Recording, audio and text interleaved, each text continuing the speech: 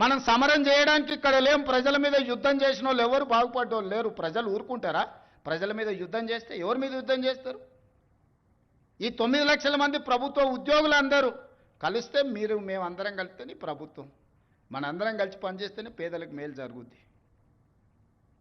రాజాల నాయకులు ఈరోజు సమరం అని ప్రకటిస్తారు. ఎవరి మీద సమరం చేస్తారు? ఎవరిని మీరు ఈరోజు ఎవరిని నిందించదలుచుకున్నారు? ఎవరిని కొట్టదలుచుకున్నారు? ఎవరి మీద మీరు యుద్ధం ప్రకటిస్తున్నారని నేను సంఘాల నాయకులను అడగదలుచుకున్నా.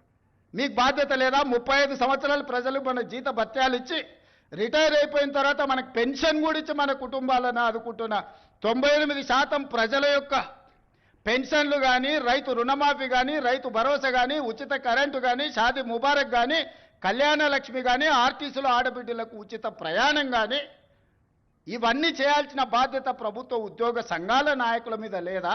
ప్రజాప్రతినిధుల మీద మాత్రమే ఉన్నదా? మాకే కాదు, మీకు కూడా వాళ్ళే జీతభత్యాలు ఇస్తున్నారు. మీకు ఉద్యోగాలు ఇచ్చింది కూడా ఈ ప్రజలే కదా.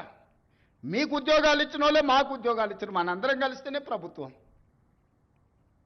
దయచేసి తెలంగాణ రాష్ట్రంలో శాంతి భద్రతలు 100% ప్రపంచ స్థాయిలో పోటీపడి అమలు చేస్తున్నాం. కాబట్టే ఈరోజు ప్రపంచ దిగ్గజ కంపెనీలైన అమెజాన్ లాంటి కంపెనీలు 60,000 కోట్ల రూపాయలు మన రాష్ట్రంలో పెట్టుబడులు పెట్టినాయి.